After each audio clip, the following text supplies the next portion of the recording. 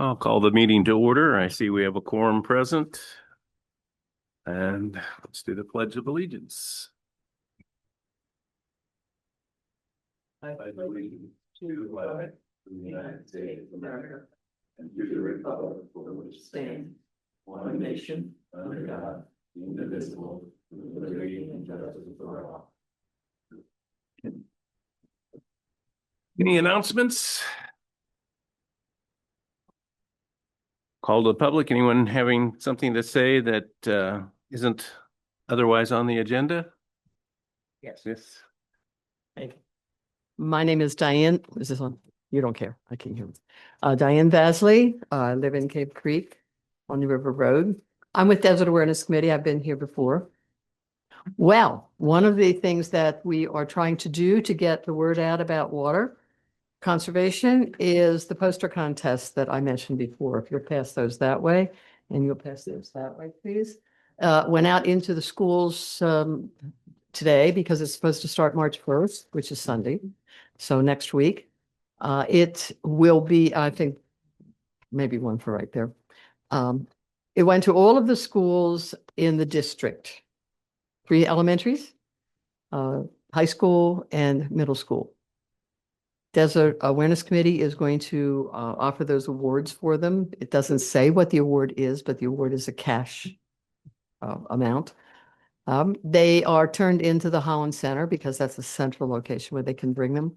I'm hoping that the town will advertise it, that they'll put it on the website, that they'll put it out in the prospector if there is a prospector before April 17th, that it will go out in a mailing of water bill if that's already done for March, I'm sure, but maybe the April water bill, there's still 17 days, goes up to the 17th. That's when they're due, 17th of April.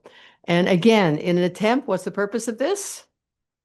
To get the kids excited about making a slogan that will help save water, make people think twice about something, use their own design, or they can use any of those. And then it becomes our property. It's stated the last sentence, the last little paragraph there is it becomes the property of us in the town of Cave Creek to use it in any way we want, so that we can use those to advertise. We're hoping that the winners, which there will be there'll be 4 grand winners. We can have as many sub winners as we want.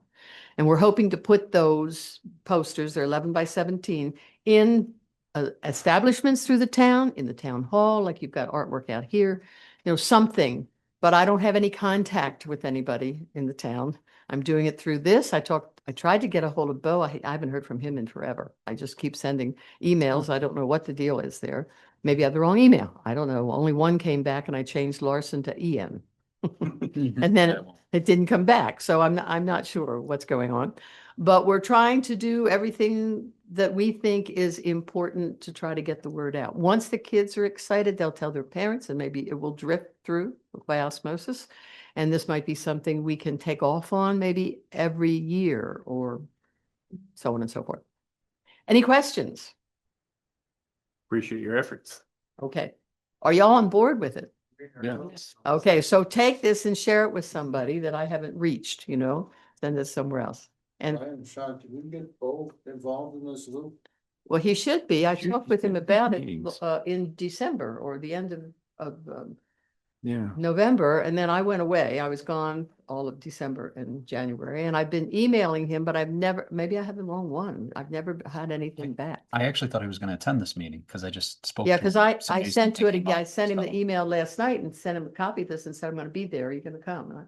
I don't know. I must have the wrong email. I will definitely follow up. with Okay. him, for sure. All right, perfect. Yeah. Yeah, For the homeschool. yeah, sure. I'll take it over there. Yeah, any place you can think of, so I don't run everywhere. If everybody helps post it somewhere, that would really help out a great deal. I have a couple more of them here. I can get as many printed as you like. They're printing them at the Holland Center.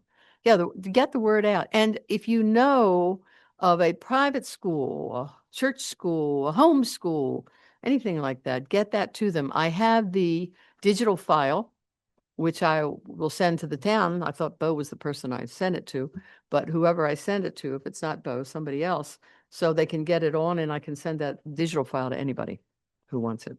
Just to be clear, anybody through K to 12 can participate Yes, then? K through 12. Doesn't have to be a student of. No, they don't have to be in that district, Okay. just, K, that's why we said it that way, K through 12. If Doesn't you, matter where they go, homeschool, whatever. if you want to forward the email to me, I'll definitely follow up on it. I'll Okay, give you my email address. all right, Okay.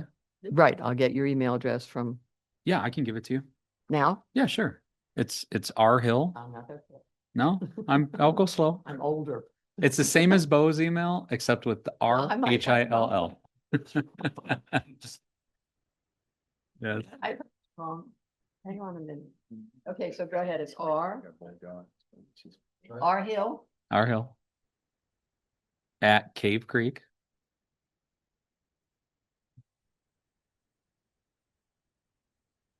AZ, az.gov. .gov.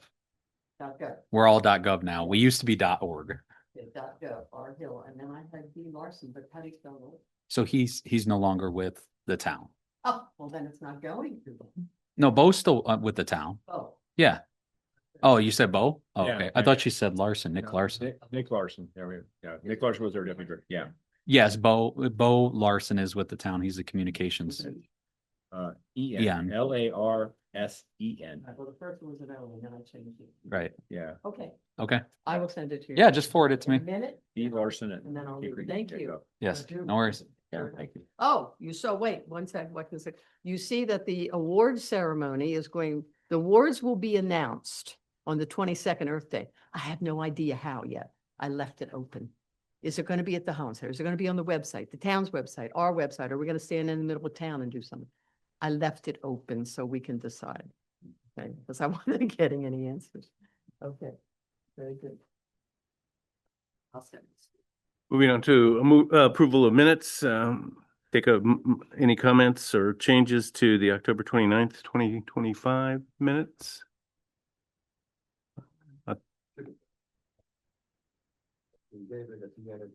Yeah, very kind, no public comment. Oh. Thank you. Thank you, Bob. Take a motion to accept the October 29th, 2025. I second. All in favor? Aye. Aye. Approved. Okay, go on to the minutes of December 10th, 2025. I'm going to abstain since I wasn't here. I will. I'll move to approve. A second. All in favor? Aye. Approved. Okay, moving on to the continued business. Staff update on proposed invitation for bids for the sale of the Desert Hills Water System. Yeah, the little update I can provide is actually we did receive bids. So we're actually in the evaluation process. At this point, the town did engage Reptalis has actually helped us. They helped us do the IFP process, and then now we're looking at the bids and then doing an evaluation. Our goal is to work with the get to our council in an executive session. It'll be a special meeting on Monday, actually the March 16th. Is what we're looking at right now, to be followed up the next week by March 24th, a regular study session, a regular meeting agenda item to actually present the information to the citizenry. At this point, since this is an active bids received being evaluated, I can't really tell much more about it. So yeah, but we are looking at evaluating it, and what we're evaluating it through the lens of the impacts from the offer received, is, the impacts to operations, current operations, future operations, debt service on the town. The town still has outstanding debt on Desert Hills, how that plays into it. And then, we'll hopefully get some direction from council, and then we'll see how that goes. And on March 24th is the current timeframe where it will actually be available to the public to get a session on that. Can you identify the number of bids that you're evaluating? I've been told we're not supposed to do that. And yeah. So. Okay, moving on to the next item, staff update regarding water supplies and planning initiatives. So there's a lot of things going on right now. We actually just wrapped up a letter. Our committee is not aware. The Bureau of Reclamation actually issued a new environmental impact statement. It came out January on the post 2026 Colorado River operations. They talked about 4 alternative proposals, and they are all going from bad to worse for issues related to Colorado River water coming to Arizona. So the town that's one thing that's going on. So we're actually issuing a letter directly to Bureau of Reclamation with our concerns, specifically to Cave Creek, and highlighting the fact that Cave Creek is so dependent on Colorado River water supplies that any significant cuts to Arizona and specifically to the Central Arizona Project would be disastrous for us. And then we're also signing on to a letter that is being put together from Central Arizona Project to show our support for their objections to this environmental impact statement. So it's one thing at a federal level that's going on. Obviously the compact on the Colorado River, the current drought plan that's in place expires at the end of this calendar year. There is no realization of a new one put place. So we're not sure what's going to look like in 27. From a federal government standpoint, typically they would let us know, and I think it's August or July they make an announcement. They do a 24-month projection, so we'll have an idea from them. And then by September, they ask us to start placing orders for our cap supply. So they have to tell us what's available for next year. So we're working towards a very hard deadline of what are we going to look like next year with a lot of unknowns. So it's a little nerve-wracking being in the water industry right now with all the uncertainty, especially in Arizona. And the poor snow melt. Yes, it doesn't help. And the large reservoirs are not doing good because of the lack of the snow melt running off. And yeah, it's just there's a lot of discussions. So the town, as far as overall initiatives, we've been working a number of things. We're getting very close to, we have one thing we're trying to do is we're trying to look for bridge solutions as well as long-term solutions for the town. Our primary focus on the bridges has been working with the West Valley cities. I think I can mention them at this point, Peoria and Surprise. They're the valley cities that actually have physical access to the recovered storage credits that the town has put into the 2 CAP recharge facilities, the Agua Fria facility, which is in the Agua Fria River north of Happy Valley, and the Hieroglyphics facility, which is 163rd Avenue and north of Grand Avenue, is where we actually have our storage credits. So we're trying to work with these other agencies to get access to those credits and get them withdrawn. We're making really good progress. The Peoria agreement is ahead. We ran into a few glitches with the Peoria agreement, one being that the wells that Peoria has that they recover their water from that facility from are actually outside a 1-mile limit that's set by the state. So to get around us not having to put extra water in the ground to prove that it can get to their wells, the state actually came up with the idea, the Arizona Department of Water Resources, to transfer our credits from that facility to another facility that the city of Peoria operates called the Beardsley facility, which is about 2 miles south. Peoria, and they actually have wells that they can recover. So we're learning all the nuances to working out these exchange agreements live. We're really close with Peoria, and Surprise has been really open to everything we've presented to them. That one gives us access to those storage credits, which is about 3,000 acre feet. So about 1.5 years worth of our water supplies. Our goal is to help us bridge as we develop longer term solutions. What we're really hopeful for is that these agreements are being structured that they give us access to what's called the Arizona Water Banking Authority water. So in the state of Arizona, for a number of years, there was excess CAP water off the Colorado River available. The agencies got together and actually years ago put a project in place that actually a portion of our fees that we pay towards that water is put towards the Arizona Water Banking Authority. The Water Banking Authority has been recharging that water on behalf of municipal and industrial subcontractors. The town has a municipal and industrial subcontract. So we actually have an agency in the state that's been paid to actually recharge, and they've been recharging in a number of basins and facilities, and the Agua Fria and the Hieroglyphics are 2 that they actually have credits to. What we're running into is that they have nothing past 2026 as an operational plan. So we have been pressuring them to continue that conversation and highlighting from this our need that, while we have some water credits that we can work with these agencies to get access to, it's really we need to get access to these water bank credits. And we're thinking that there may be a meeting. They should have a quarterly meeting in March. It's not posted on their website, so we're trying to get in touch with them. We're actually talking about going to the meeting and actually requesting to speak at the meeting specifically about Cave Creek situation to let them know. We've actually talked to them indirectly and we've sent letters to them, but we actually want to sit at a meeting and say, we need to do this. And the state can't be focused just on the negotiations in the Colorado River. We actually have to have a parallel track, which is how to we have this water bank solution in place. How is it going to be handled and distributed? And what they're doing is they have the credits. They're not an agency to give us access to the water. So that's one thing is how are they going to distribute the credits? And then also, then the next thing was how do we get access to those credits, which we think the two agreements that we're putting in place will help us get access to some of, not all that water. So that's a big one we're working on right now, but it's at a political level that we're just going to try to follow as much as we can and push forward as much as we can at the statewide level. Yes. Create these credits, they're putting it into the ground. But the ground is not a container. And so do we know whereabouts this water is?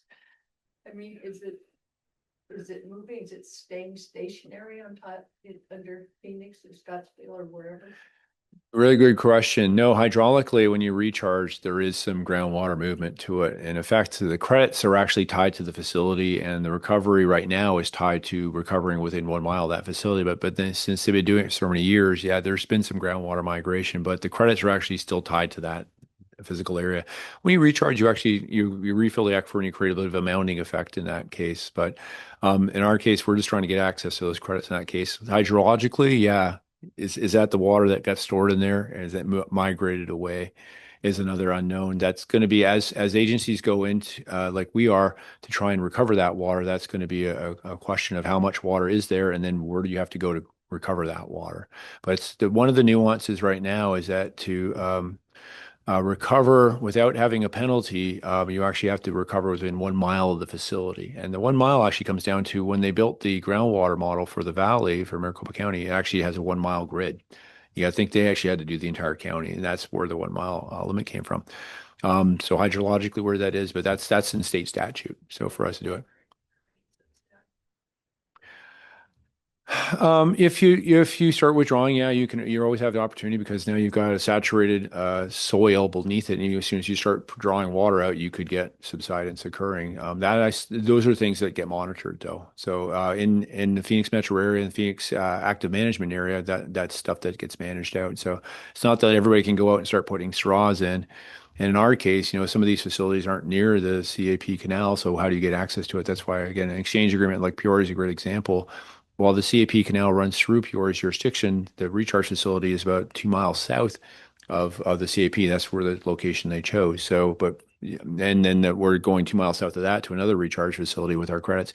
What effectively we're doing is our agreement says that other agency, for not taking CAP water, they're going to use they're going to recover our water through their well field. We pay them a fee for doing that. They come up with an operational cost for us running the well and our wear and tear on the well. Effectively, they looked at Peoria's case. They proposed what a new well costs them, and then spread that over 20 years. And they said, okay, you're going to pay a proportional share of that. We expect we would get 1,000 acre feet. You want 400. You're 45% of this cost. And then how much it costs to run. So they came with a nice, which is a very defendable model. And again, it's fairness to them. We're not trying to harm them, and they need to be compensated for this. And then there's a cost for them to do that. By doing that, they don't take water off the Colorado River, and there's a transfer. That's why what we found out, there's 5 agreements that we need to put in place beyond this with the agencies, Arizona Department of Water Resources, Central Arizona Project. We were made aware that the agreements, we actually have to go and get approval, and I put in air quotes, by the Bureau of Reclamation, because our subcontract for CAP water is actually through the Bureau of Reclamation. And one of the clauses in that subcontract is our delivery point. So this is sort of, they have to approve our exchange agreement. So we've got all that listed out. We're working through all the details of it. So we still think they're a very viable tool for us, but there's a lot of nuances to all this. And then where's the physical water underneath the ground right now? It's one part of it. If you haven't read there's a executive summary of the Bureau of Reclamation report, and then CAP has now been putting out some information. Yeah, it didn't look good for Arizona. Effectively, we are a junior member of the lower basin states, and the document was really geared towards the keeping the upper basin states whole, and all the cuts are going to come from the lower basin states, and Arizona being the junior member is taking majority of the cuts is really what it looks like. And there's 4 versions of bad. worse for us.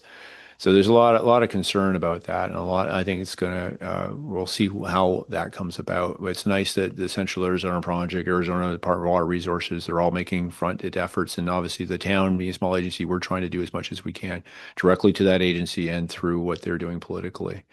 But yeah, there's a lot of concern with the other water resource people that I talk to in the valley right now about all these things going out there.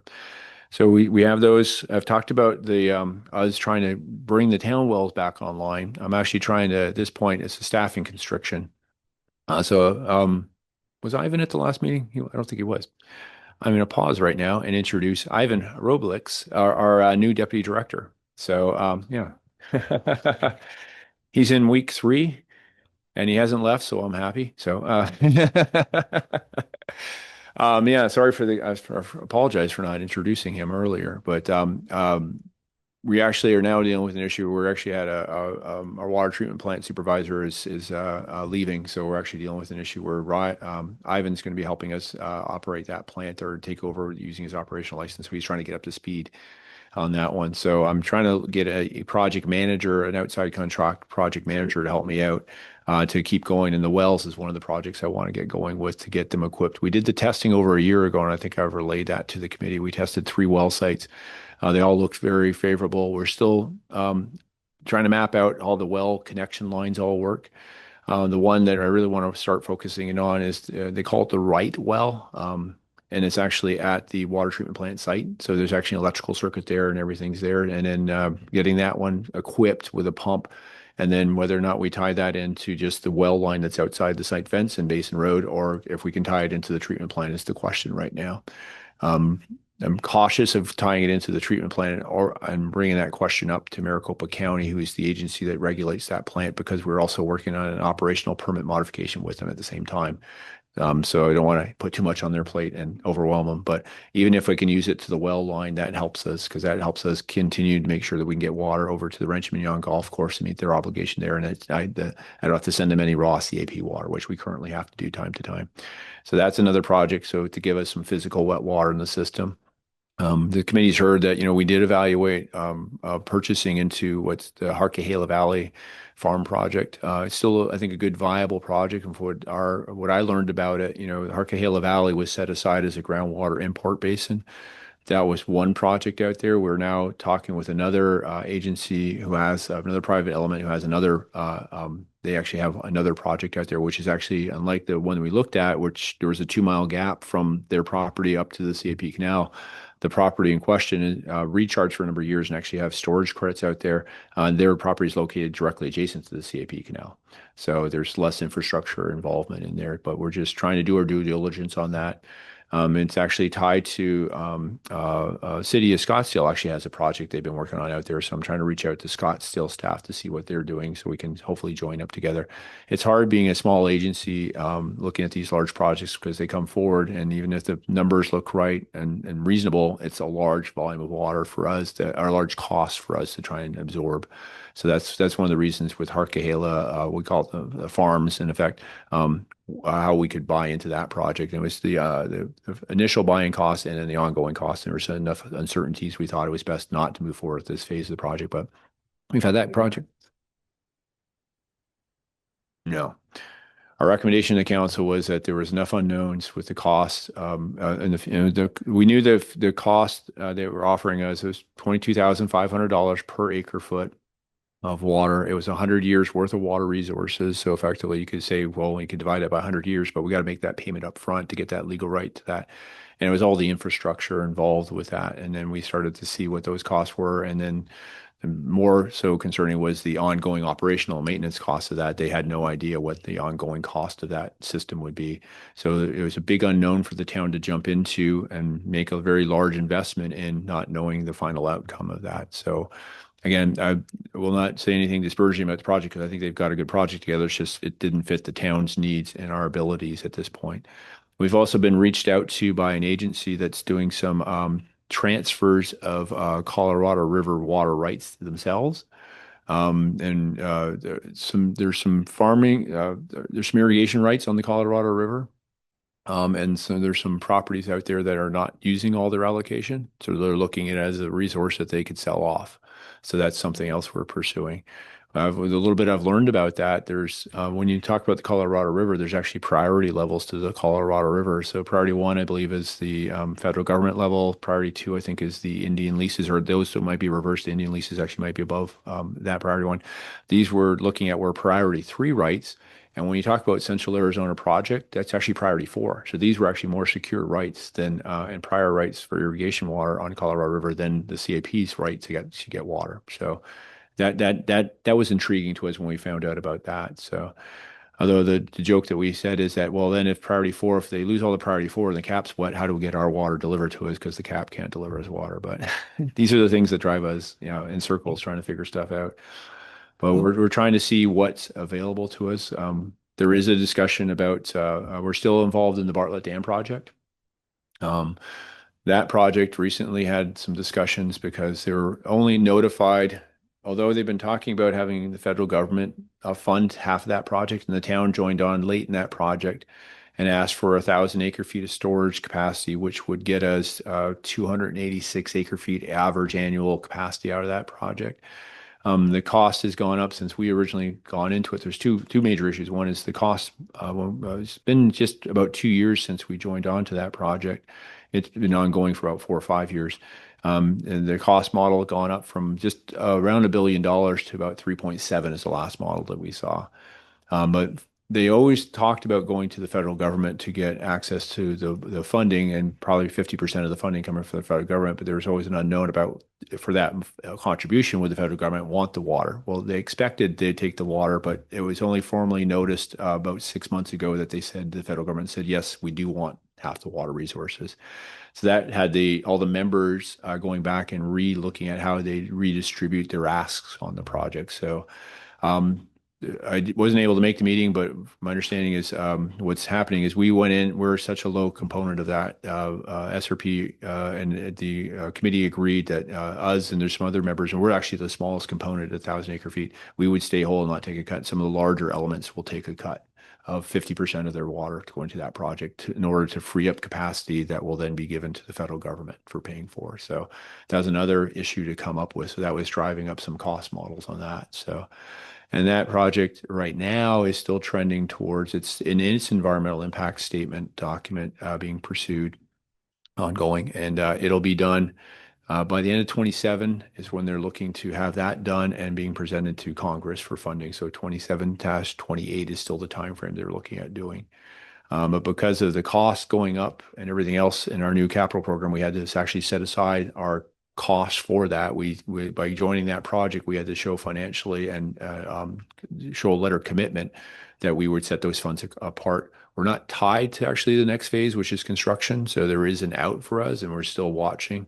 But the cost has gone up, which actually forced us to put that into our CIP model, our capital improvement model, to show that funding. And it's been interesting talking to the other participants in the project, and they've all had to do the same. And as the cost is going up, for us, we're talking a $10 to $50 million investment. I'm talking agencies that have $100 million tied up in this project right now and having to tie up that much capacity in their capital programs. So it's interesting to see how this is all playing out. But yeah, there's no one solution for water resources. So we have a lot of things in motion trying to get us to stuff.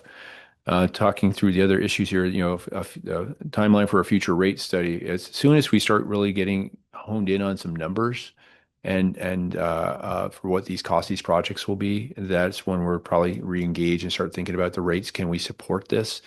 The current rates have the current rate study we just adopted does have some money set aside for water resources, but it was a guesstimate that we did 6 months ago when we were going through that rate study. As we now see some of the new numbers, that will add some more clarity to it, and more so, we don't know what the cut's going to be. So we've got two unknowns trying to balance it out, and how far extreme do you go with this? It came out of the last study, and it was proposed that we didn't build in, while we built in some costs for future water purchases. There was some discussion, but we didn't go any further about building in a large portion or doing something like new capacity fees to help pay for that, or a special surcharge and all those types of things. So that'll be what comes out. But I figure the next few months, and we're really depending on how what is the final cut going to be to the allocation and how's that going to impact us? Then that'll really help us hone in on what we're doing for it. I wish we could do it in advance, but with having those two unknowns, it's really hard for us to engage. And having, Wildan and Kevin does a really great job, having him just sit there doing models after models does, I don't think is a helpful process at this point until we really get significant progress on what are the cuts going to be to Arizona specifically, and then the Colorado River, which we are a Colorado River subcontractor. Tying what you've said together, just for timing itself, sounds like you're looking at the earliest of before you would hire a consultant would be September, October of this year. Probably realistically, that would make sense because then we get some certainty of what's going to be happening and know what's going on. And then we can start looking at those models. So What it sounded like is just those are when some of the at least for the short term, some of the knowledge will come about. Sean, can I back up a second? Yeah. A couple questions. The new entity that the level 3 priority supplier, what kind of acre feet is he talking about? Volume wise, he'd had a fair amount. I can't remember off the top of my head, but it was something that intrigued me. So when we started talking about, what we've been looking at is we've been talking about, we really need 500 acre feet in the next few years to keep everything with a 20% cut.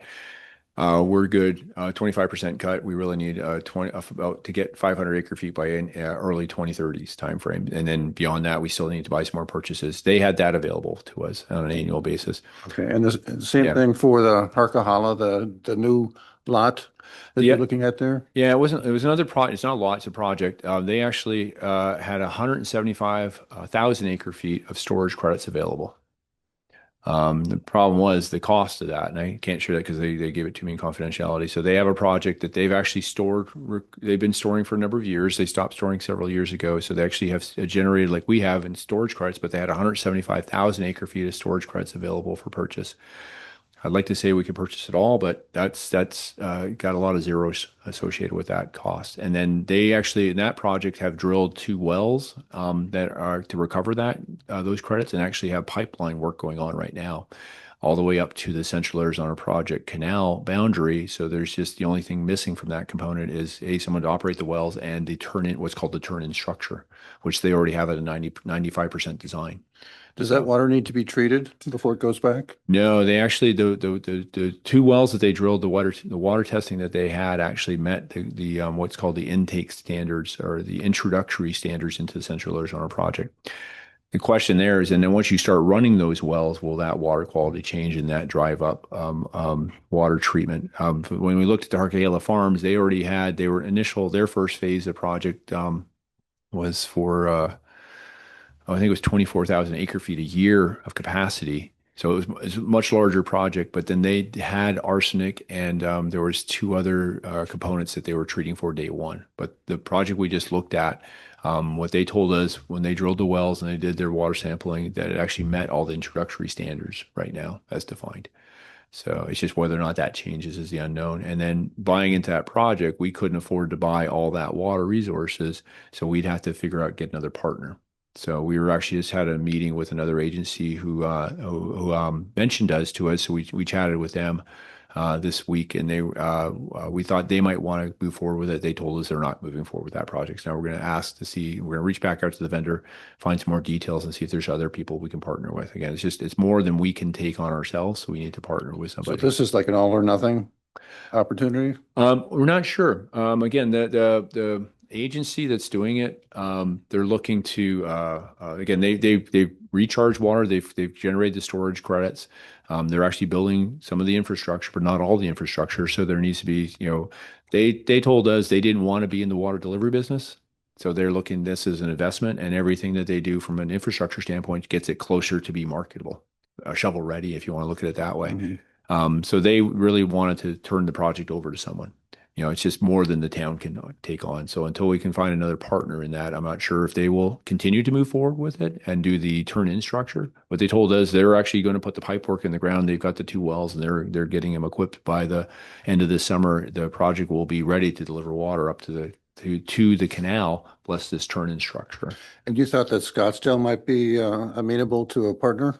They have some land in the area, so I wanted to reach out to them to see where they are on their project. So my understanding, Scottsdale's been has a couple of projects out in the Harquahala Valley. They've had them out there for a number of years. Shel Van Quathen's actually educated me a little bit. Some of it's tied up with development activity, some golf courses in the past and all this. They actually have a couple of projects to actually recover groundwater. In our case, we're talking about an agency who has actually recharged water and is selling those water credits.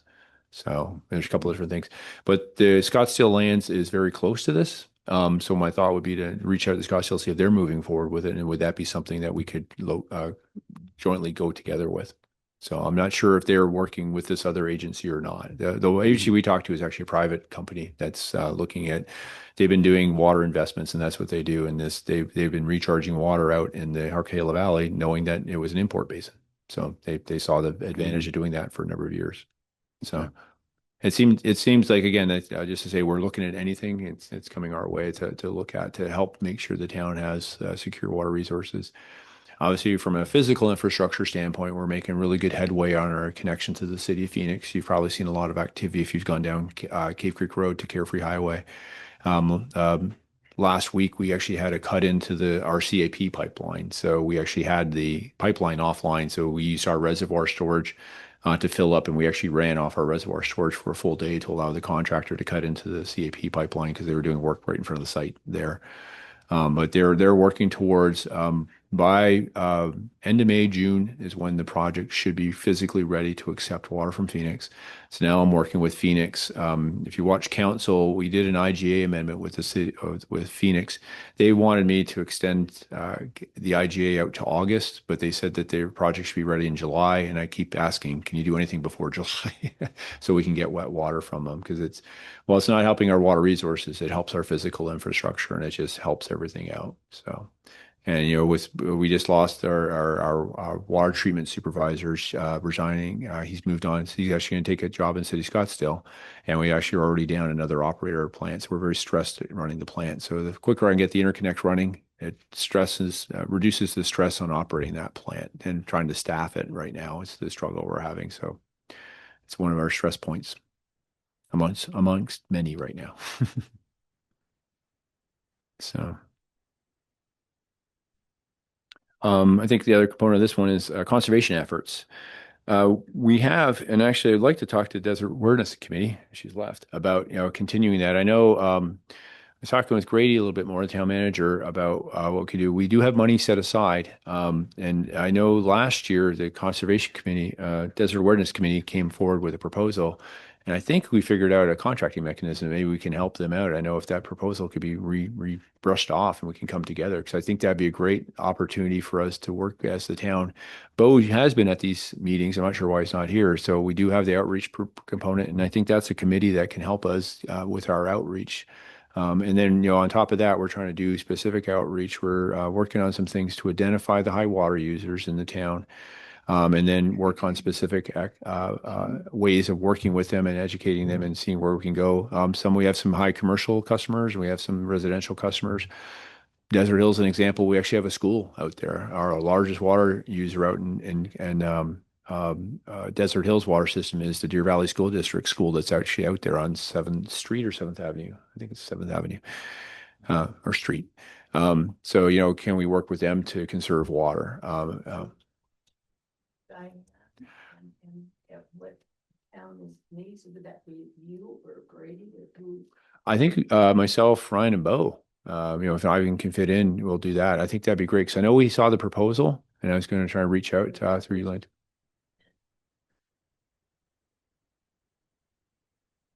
Yeah, well, part of it, I think it's general education outreach. And again, reaching out to future water customers, our children, is a great opportunity. But I'm wondering if there's something we can leverage, or even just helping that would be pretty good. And then just.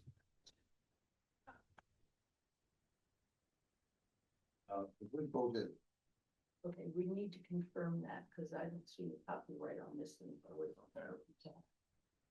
The copyright. He said he was going to. Yeah, without him being here, I apologize. We don't know. He hasn't mentioned anything to us that we're aware of. So, yeah. Yes, I will. Yeah. But, conservation is going to become important. We do want to ramp up our outreach to everybody, ramp up our education outreach to everybody to make them aware of what's going on with the discussions on the Colorado River too. So they're aware it's coming on. As we move forward, depending how far we go, it came before the committee. I think we've presented on it. We did in 2022, we updated the town's drought management response plan. And as part of that program, we actually put some things into code, which allowed us the authority to work directly with council to do some actions, depending on how dire or how the town's water resources looked. We came up with a tier system. 0 is status quo. Tier 1 was water wise, all the way up to tier 4, which was a water emergency. And we defined them as the water emergency being if we were our projection as the water needs, current customer needs exceeded our available water resources by 20% is the water emergency tier. With what we're hearing on the Colorado River supplies, we have not had to go above a tier 1, which is where we still have water available. We had water available to recharge, but we want people to be water wise. Actually, we've been in a tier 0, but we may actually jump immediately into a tier 3. And what that actually does, and it's in code, we still need council authorization, is put things into place like allow us to charge water use surcharge outside the rate study.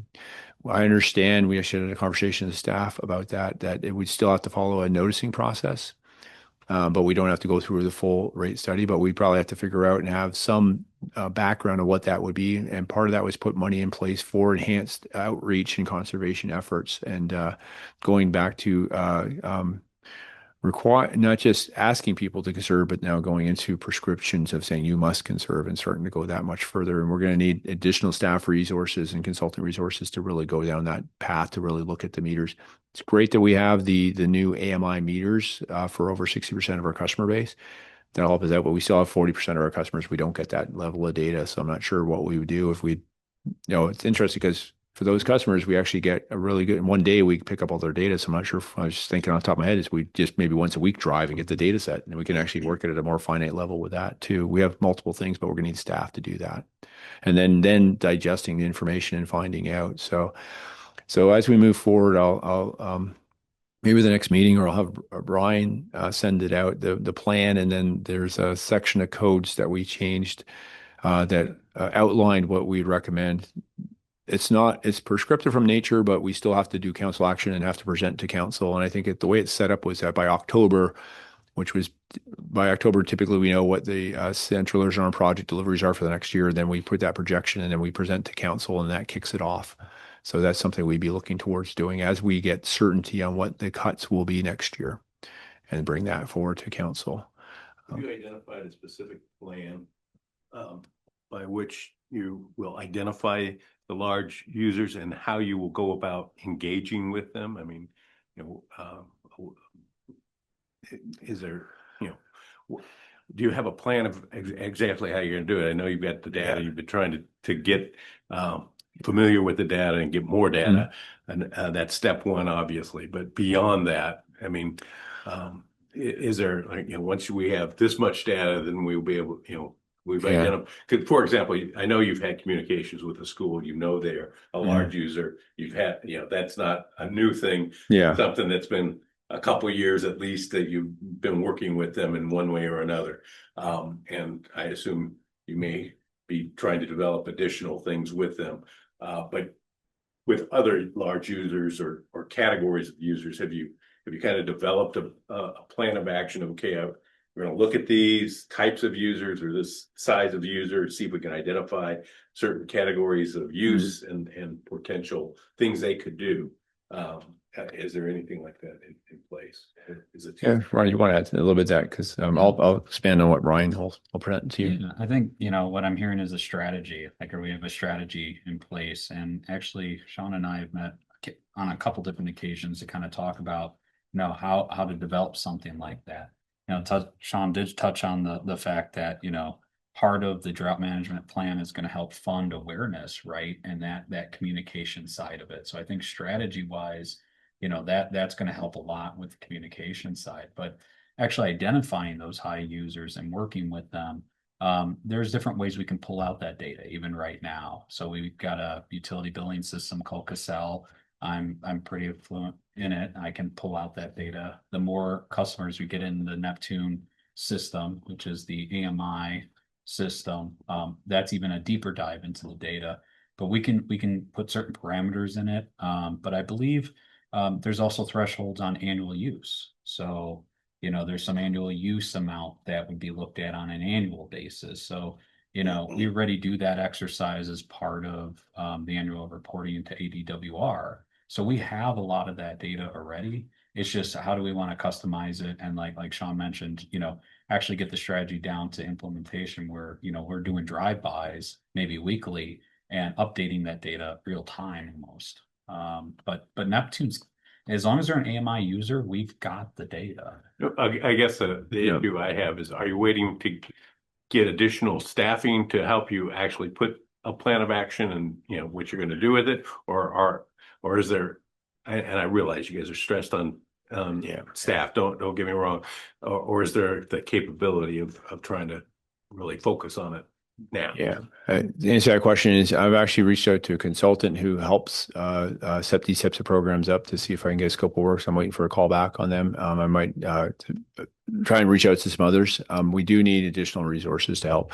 I see it as a multi-step process because, we can go through the data, we can identify the typical high water users. Occasionally you'll get someone who'll blip up on it. That's what we're trying to, if they have a water leak, we're trying to find those. That's not a high water user. That's someone who had an issue we're trying to address as quickly as we can. But it's the higher water users, and I put them into the categories of, you have your larger customers, like your schools. Mostly that's probably outdoor irrigation, and educating them. But we need someone to come in and help us understand, when we met the school district, honestly, their facilities group said, well, we're being very water conscious. And if you actually look out there, there's actually not a lot of grass, areas have been converted to synthetic grass out there, but they're still using a lot of water. So how do you be more efficient in that? They can't see that. So we need someone to help us and bring some people on board who can do an irrigation system audit on a commercial level on that case. And then, from a residential standpoint, we know that it's outdoor water use that where we want people to be educated about. And I do think we're going to have to bring some people in to help us be available to go do work with customers and do outdoor water audits. And then on the commercial side, I do see when we see in the town core, a lot of our water users, and there's a couple of restaurants, and even in Desert Hills, there's a few restaurants out there that it's indoor water use, but, so are they being efficient with their equipment? Do they have efficient equipment? Is there best management practices that would allow them to be more water conscious and get a consultant to help us manage that? So we're trying to bring I've reached out to one firm and I think they can help direct us. I don't think they can do all the tasks.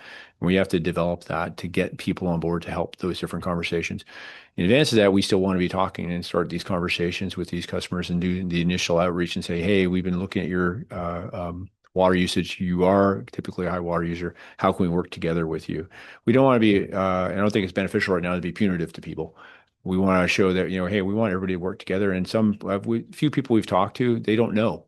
They don't know how to be better. And I know we're not the experts, so we don't know. So we need to bring the people in. So we're in that process of gathering that support team to help us get that moving forward.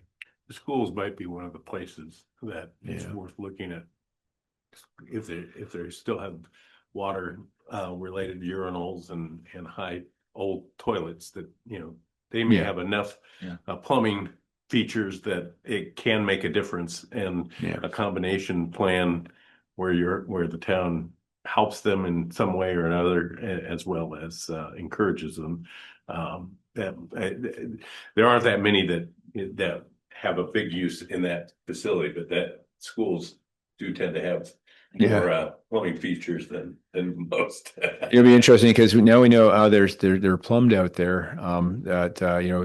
Just for the community to know is, the school district, they actually have a small reservoir site, and that reservoir is because they need fire storage.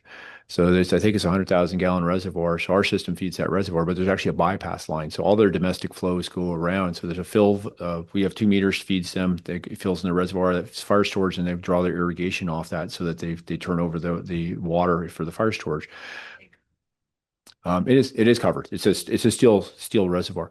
But I was thinking of talking to them about putting a sub-meter in so we can actually pull out their domestic flow. We identified the line. So if we can cut into that line, put a meter in there, we'd actually know their domestic versus irrigation right off the bat. They don't even know it right now. So things like that, it's knowing where the water's going. Then you can have a quick conversation. Oh, it's how much of this water is actually indoor? Because when we walk around the site, there's a lot of low water use around there. They've got some grass fields, but they're not lush fields, so they're not really overwatering it. But that's the type of thing that on top is I think, and they just recently changed facilities managers, so now we need to go and deal with the new facilities manager and hopefully bring that forward and say, hey, I'm willing to pay to put a sub meter in at this point. I need access to your property, so I need a sub agreement now to be physically put a meter in there. We can put a new Neptune antenna meter in there, and now we can tell you what your domestic demand is because we know how your system works and get a project done. That's the type of stuff that we'd like to do. And I think things like that in some cases, like with some commercial users, like the Rancho Meon Golf Course, we've talked to them. They've got a 1 meter that feeds where the Tonto Grill is. But that same meter is actually also feeding the front landscaping. So they don't know what's indoor versus outdoor. So we've had a conversation about doing sub-metering with them. Not from a billing standpoint, it would just be a meter that, and it would make sense for it to be a town meter. So if we can do an agreement, so it's our device in there, and then we can put it on our system and tie that all together. That's the type of stuff we're thinking about to help us. Where's the problem? Where can the savings be? Indoor water use can be something. Again, you brought up a great example of the low flow versus waterless urinals. I know a little bit from the first generation of the waterless urinals. I know some facilities people would come and beat me on the side of the head if I told them that we want to convert to those, but they've changed generations. Okay. Yeah, they're much better than they were. And is that something now that it's interesting from the standpoint the town has a perspective of as we start to hone in on some of these future water projects, we now have an idea of what a cost of an acre foot of water is going to be for the town. So if it costs me 50% of that to help someone save water that's ongoing, that's actually a water resource to the town. So that conservation effort comes together. Typically, you wouldn't expect much just through volunteers. So we are in that next step of how to do that outreach. But yeah, we're trying to assemble the team and the information to help us get there. And and I'll apologize that it is staff constricted right now. So. Isn't that something that we could help with as a committee on this outreach? I mean, we've Oh, yeah. talked about it since we've been Let's figure here. it out. Yeah, how would we do it? Is somehow, I mean, I don't know, Chair, you get to go out, knock on their door? No, just, but I think we're here to help. So, if we could all, That could put you in a very unusual position. Yeah. Being you're not an employee. right, but and we are, You're not really protected by any kind of insurance. well, I think more so just education. We are the town's, a subcommittee here on, the Water Advisory Committee that we could come and, but we'd have to coordinate certainly with staff, give us the information, go knock on the door. Hey, we're part of the town subcommittee and we realize, you've got some water issues here that, maybe we could talk about, or I don't know. I'm just saying that we're all here. I would think somehow we could coordinate together some of this. Situations. Yeah.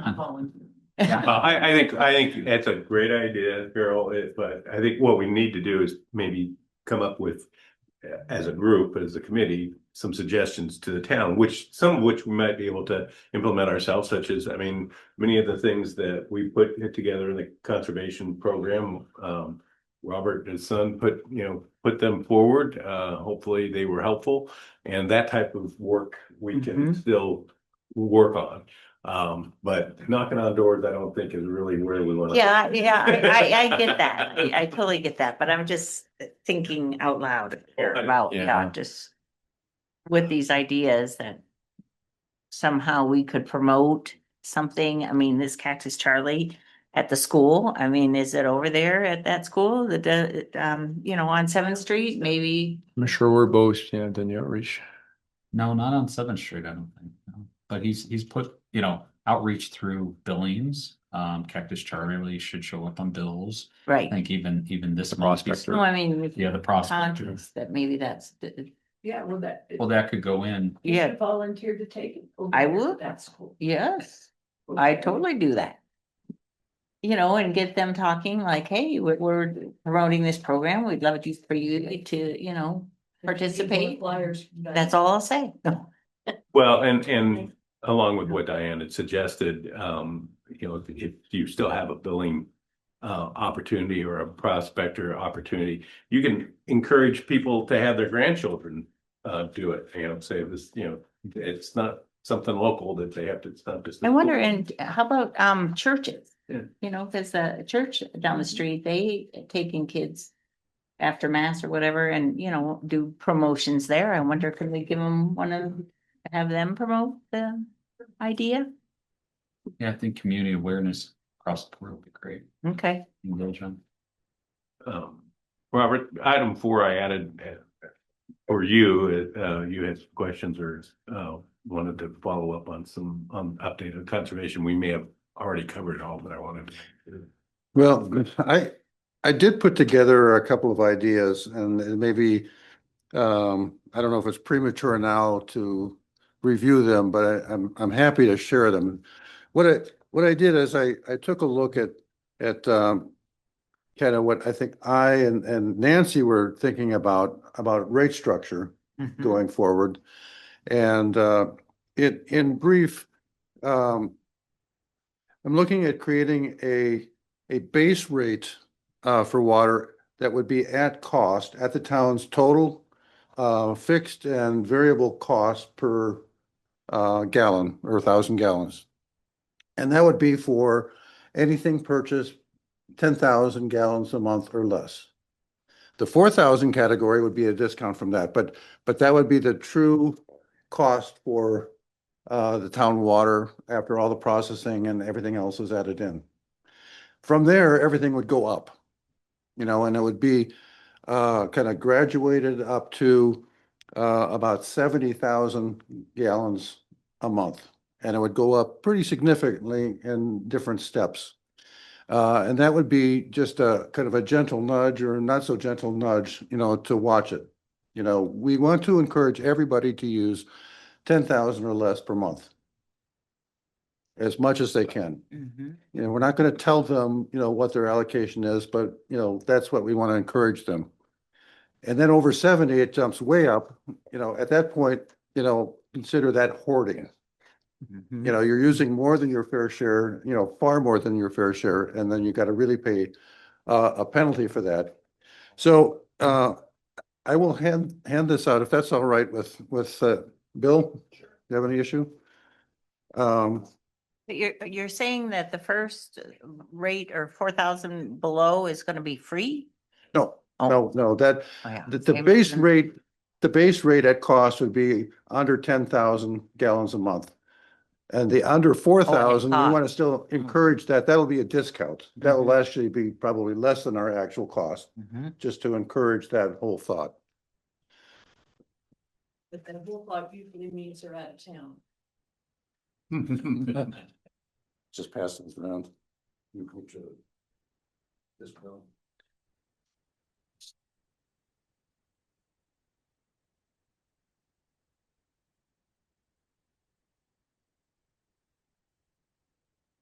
What I'd like to do is, if you want to explain what it is that you passed around, and then we'll put it back on the agenda, because we can't really deal with this. No, this is Into a- informational and discussion purposes right now, you know, and we're not going to deal with this until probably late this year.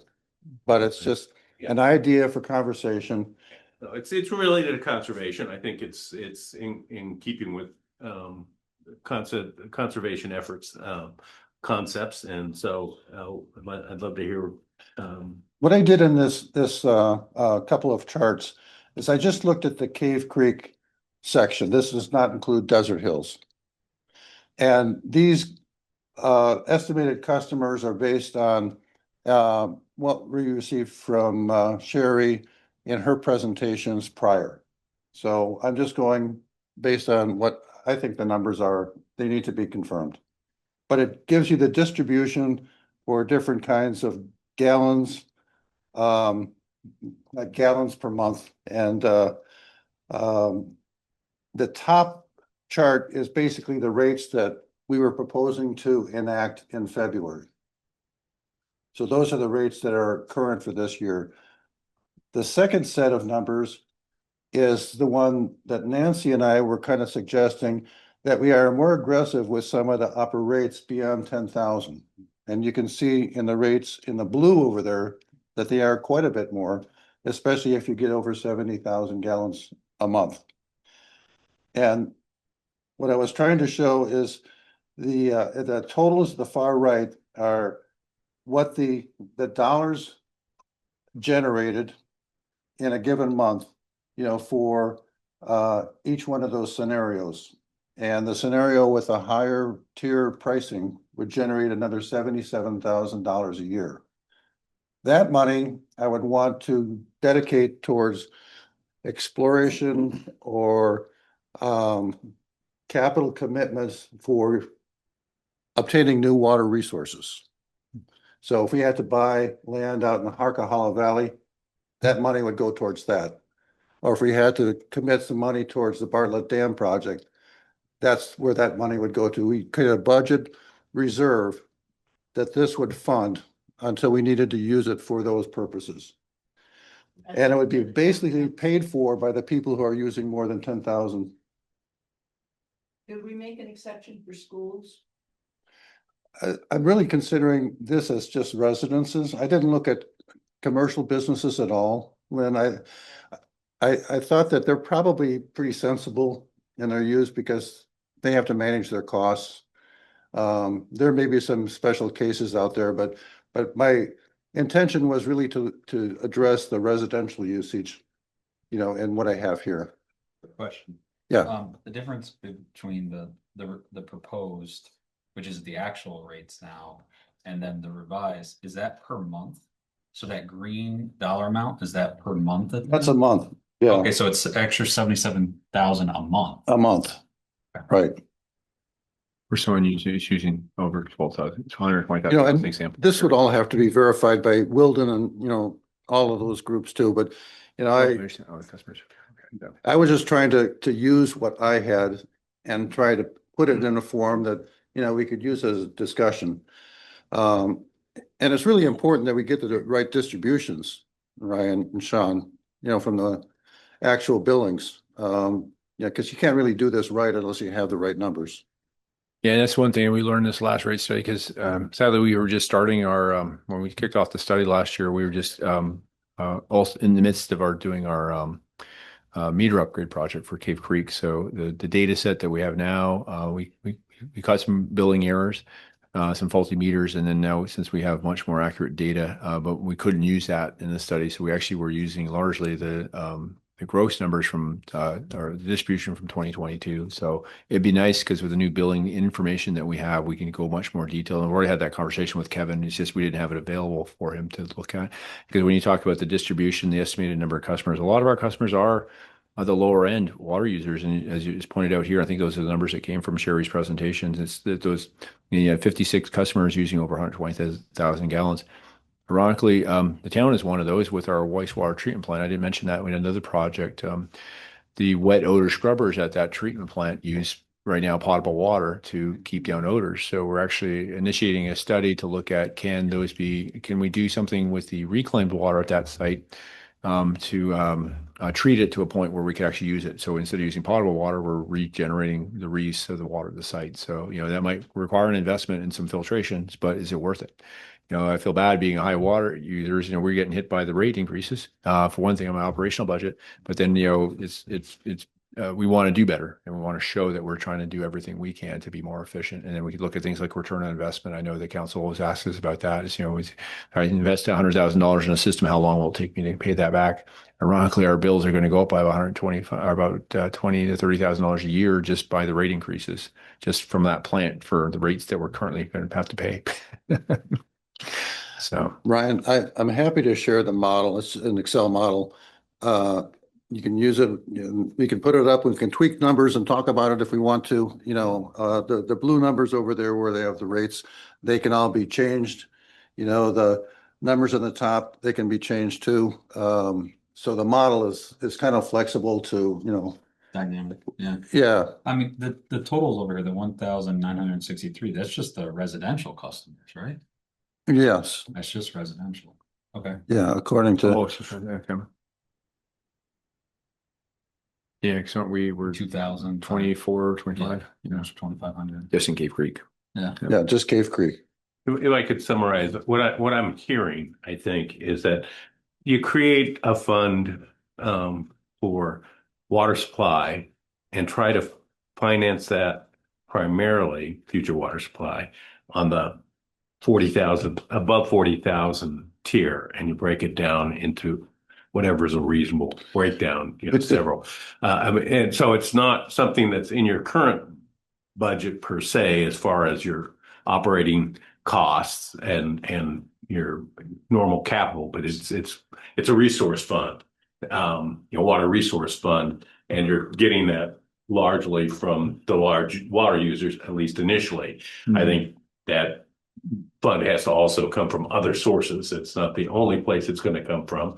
But I think just in the concept, when you're setting your rates, you create, okay, you're always listing your costs, but you dedicate those costs, or at least a good portion of that category of cost, and try to collect it on the rates. I think that will ultimately get, Robert, what you're suggesting as, and I think it has some, you know, there's some logic to that. And of course, person who's been here for 30 years and has always used 70,000 gallons and says, well, you should have planned for me. I'm not buying new water. I'm just, We live in the desert. We're in a drought. We've got Nancy too. No, it's just, But it Got her does hand up. encourage conservation. Yeah.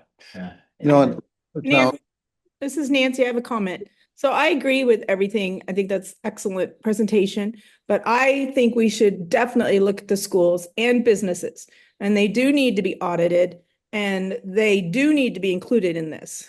I don't think it's fair to just hit the residents on the higher costs, because there are many, many things that businesses can do and possibly the schools to reduce their water. So I just want to make sure that the businesses and schools are included, please.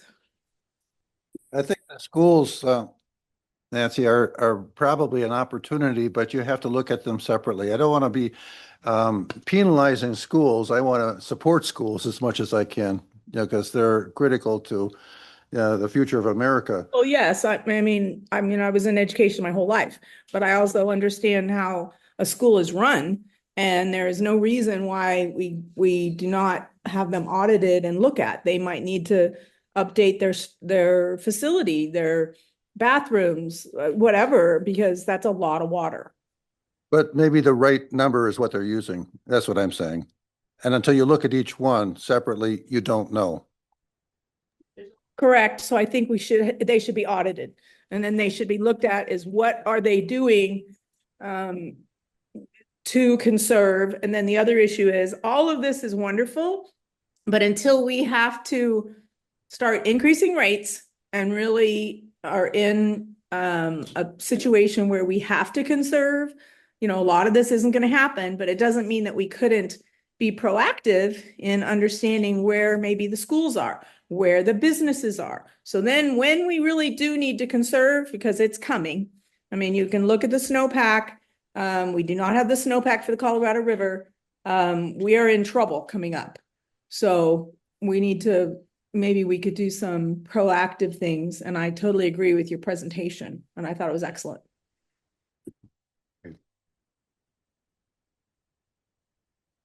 So the one thing that will be a real gut check to individuals, if you take a look at kind of the subtotal where it starts at 896, you know, for somebody who bought 3,200 gallons in a month, his water bill, excluding the fixed costs and the taxes, it'd be $9, you know, no big deal.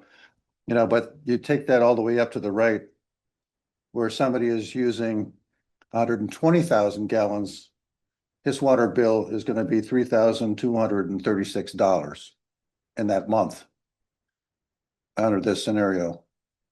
And if anything, that should get their attention and saying, I need to conserve. But this body needs to discuss, you know, what's reasonable. where those numbers should go. I picked one just based on, kind of my initial, but I think we have to all agree that this is where the numbers gotta be, it could be higher, it could be lower, it could be the same. So I kind of put it out to the group, to think about it over the next, several months, we'll talk about it. Thank you, Robert. And then another thing that fits into it, again, as we get into the water drought conservation, just get, help pay for things like future water resources, that could be discussion, and or, this is where part of the discussion is that town council can do surcharges, and this is maybe something that helps us think about how that might look if we have to get into a shortage situation to help us fund the programs, to help us save the water and or secure new water resources. It all works together. So, yeah.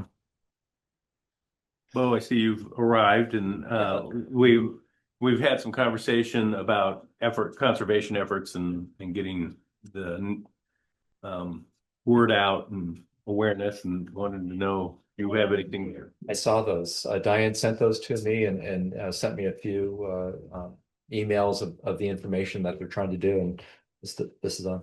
And I think it's wonderful. It's great. And now our newsletter Prospector is hitting homes with a Cactus Charlie, message and conservation message, but not that one in particular. But it's hitting homes in March. But my next one comes out June 1st, which is past that. Yeah. So I'm going to do everything I can on our website and social media pushing, and share it with the newspapers, maybe put together a story with Diane so we can get into the papers as quickly as possible. And the other question was, has it been copyrighted? No, it has not. Okay, we need to do that as soon as possible, because this is going out all over the place. Yeah. I don't know. Yeah, can you copyright it? I mean, Or- Well, the town well, owns the rights to it now. Yeah, the Yeah. town has the rights. okay. And we I know can't. it's a gray Yeah. area. It takes time. There's some in talking with our attorney about, what do we do? There's kind of an alleged copyright because we're using it on an ongoing basis, and we have documentation saying it was original and the rights given to us. But I agree, let's trademark it of some kind. One question came up, Bo. Debbie was here, and she was. So you have been getting emails from her. She Yeah. indicated that you hadn't seen them. So she was, yeah. Yeah, that was the first I saw of them, and they look Okay. great. It's fun. It's going to the schools and as a contest. I know April 16th or whatever is the deadline, and so I'll do everything I can to make noise about it over the next month. Yeah. And then circle back a little bit. So what I suggested is that I know the Desert Waters Committee had presenting some a proposal last year to do some outreach more specifically towards education in schools and all that. At the time, we didn't have the funding in place mechanism. We actually have it now. So I thought we'd have a conversation with her and see how we can spend some of our conservation dollars to help that, and see how much further the Conservation Committee might be able to help us do beyond just this K through 12. And help us out with getting the word out. Yes. Well, and having funding allows us to really get serious on the social media aspects of things. We're not advertising to Phoenix or Scottsdale, but just in our community. And with social media, with some money, we can actually get serious on the targeting to make sure that people get it. And not just K through 12. Right.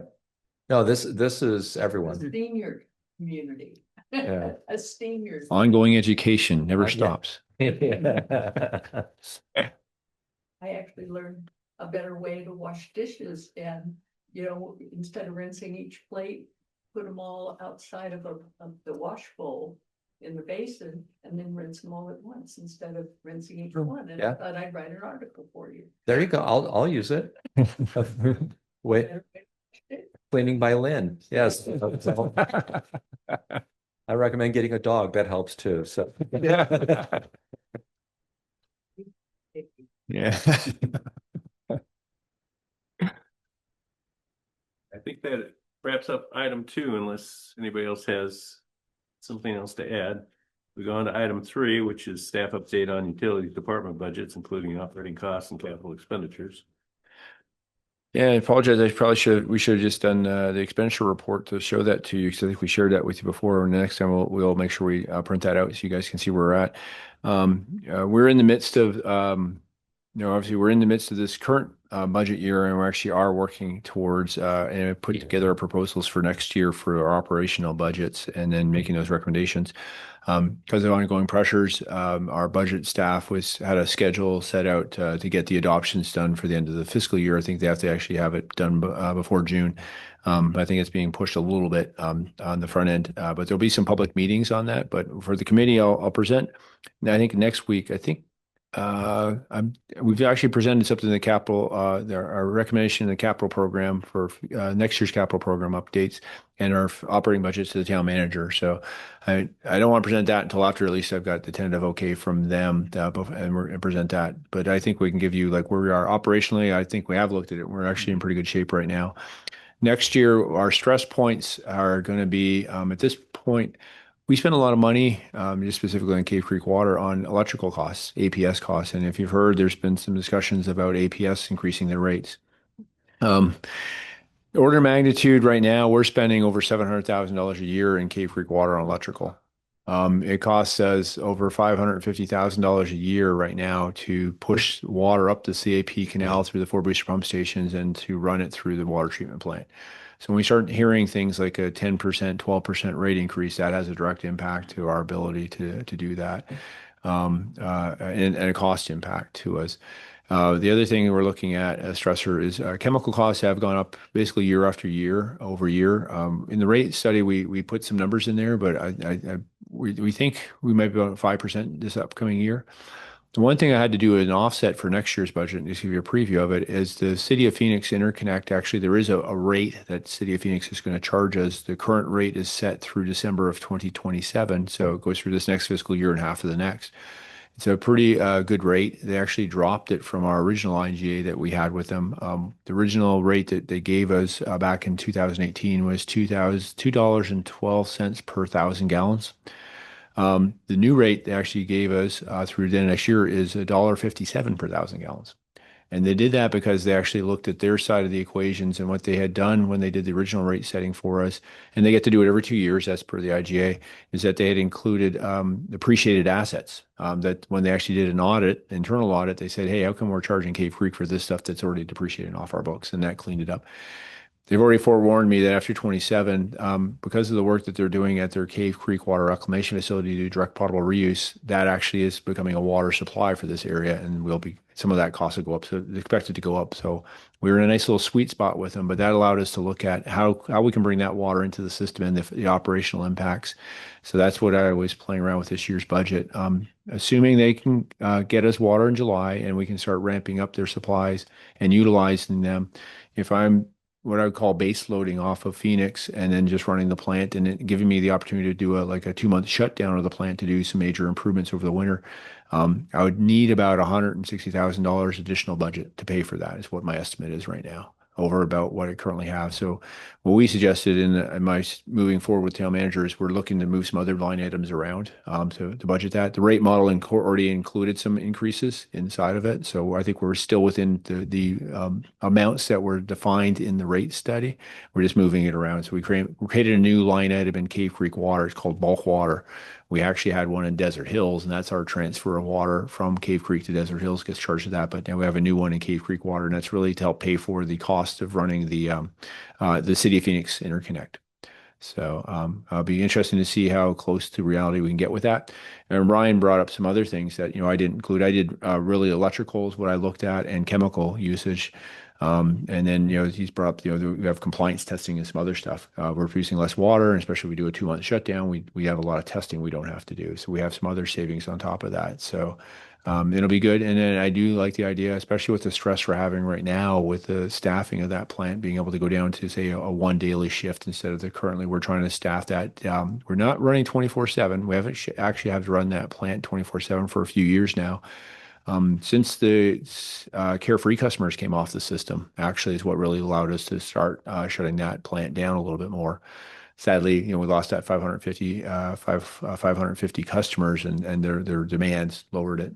But it is stressful trying to run that plant 7 days a week with 2 shifts and with the staffing resources going. So if we can get down to longer, either 10, probably, I don't know if we get down to 10-hour days, but 12 or 14-hour days, we can get that together and have me rotating between the staff members. And the other thing we have is we don't really have a backup for the staff members. So when they want to take time off, someone's working overtime, which actually adds to their budget. So, and we need to do maintenance. So, but I'm curious to see how that's going to pan out.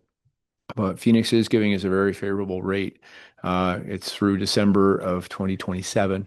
They did suggest it will go up. They wouldn't tell me how much, but it was nice that we're getting to start the interconnect up with a good rate, and then we can really blend that and see how that water is going to go into the system.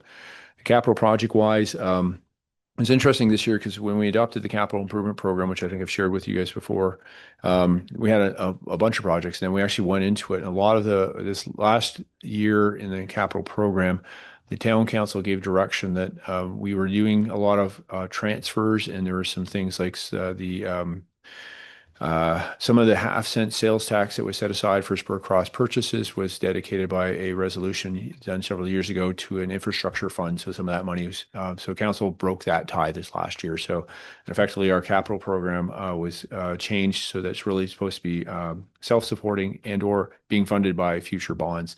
So we actually, even though we adopted a project list, we actually had to adjust that midstream when we actually went forward and Sherry went forward with the debt funding that we did for the 3 utilities. I think she went out and actually on the general bond market and actually received $7.25 million in debt financing for the 3 utilities. It was $1.25 million for wastewater, 4.5 million of Cave Creek Water, and $1.5 million in Desert Hills. What that did is I had to then look at the defined lens, and that's the money for the next 2 years in the capital program, and what outside of the City of Phoenix Interconnect, what will we get done with those projects? And that's what I'm looking at right now. So we've paused a few projects and we're reallocating a few projects as we move forward, but now we sort of now have our funding in place through the end of next fiscal year. So obviously a big focus is on system reliability. We've got some improvements that we want to do to the Cave Creek water system to best utilize the City of Phoenix connection. It's coming into a lower pressure zone. How do we do that? There's actually some improvements in the what I call the zone 4, which is we're sitting in pressure zone 4 right now. We have to do some connections to make that work and some other projects and doing things like bringing the wells back online. But overall, we've got the funding in place. The thing that we're right now is staff constrained again. So, which again, I'm hopeful that I can bring at least a project manager on board to help run a few projects. And we're getting ready to bid a few projects to get them out the door. We have a couple of booster station projects we're trying to do that were identified in the master plan. The one is tied to a development, Continental Mountain Estates. They actually contributed money by putting money into an escrow account so that our pressure zone 9 booster pump station can be updated or upgraded to provide fire protection. Where that project is ready to bid is including our zone 38th Street booster station on 38th Street and Cloud Road. And that site is we're updating the existing facility, and hopefully within the budget we can put in a 500-gallon minute booster, a fire booster pump also. So those are 2 projects that we hope to get bidding here this might not make it for the end of this. It won't make it for the end of this month, but beginning of March, and then we get our bids back on that and get those projects moving. So there's a lot of things moving ahead in the last few months because of what the debt finance that was put in place. It really solidified what we can do for the next year and a half, effectively.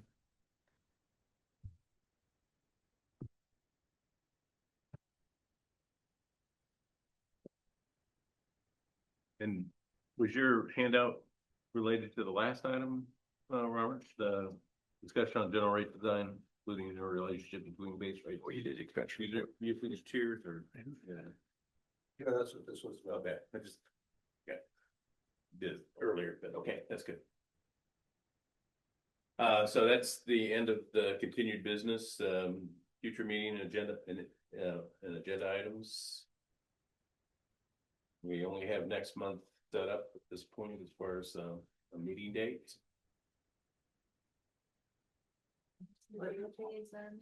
March 25th. I won't be here in the 4th week of April. So I won't be here much of that time anyway. So Suggesting you not go, I'm suggesting you go without me if you're gonna meet next month, but. I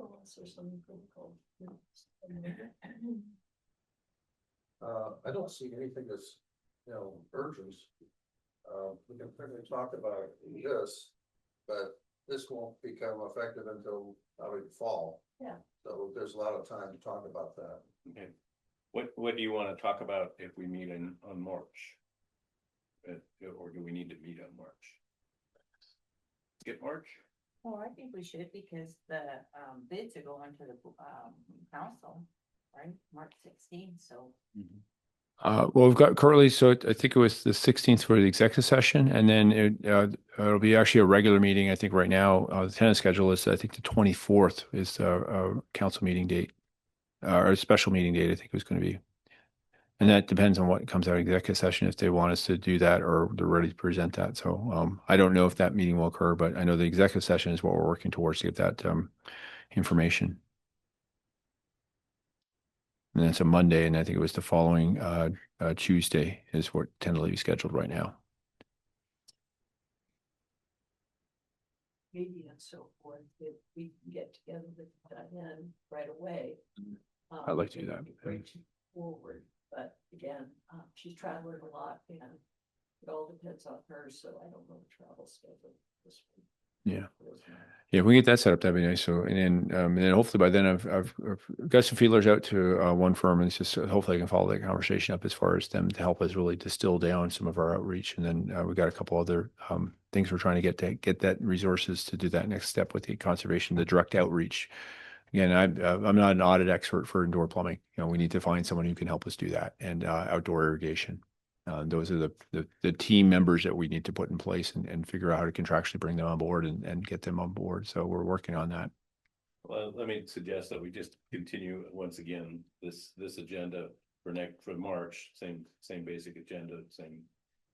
And anybody has suggestions on additions or modifications of it, let Ryan know, and if you copy me, so I know that what your thoughts are, because I usually end up talking to Ryan about a final agenda. We don't So- have your email. Well, yeah, it's supposed to just from an agenda standpoint for meeting laws and stuff. And there's no problem with. There's no problem with us going back. It's just if we talk about, the agenda should be fine from a subject standpoint. Yes. But anyway, well, if you want to run it through Ryan, that's fine. Ryan will get it to me too. So yeah, so that's fine. No, not a big problem. Just want to see transparency with all the members. I think the concern is relayed to me. So I found two schools in Desert Hills, Desert Mountain School, that's the Deer Valley one, I believe, right? And then, Correct. maybe that private one you were talking There's the about. private one and Stepping then Stone? stepping stones. Stepping Stones is one. Sure. Okay. But It it's does not not- intake free. It's It's in in there. there. We sell, Yeah. we sell, there's not any intake. There's the one Montessori school on Spur Cross. Yeah. Yeah. Should look at their usage. I'll take a motion to adjourn if there's nothing else to come before it. I moved. I'll second that. Bye.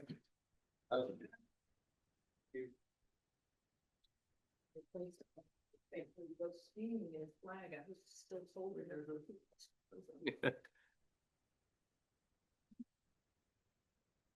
Thank you for your extra one. I'm gonna go drop those off.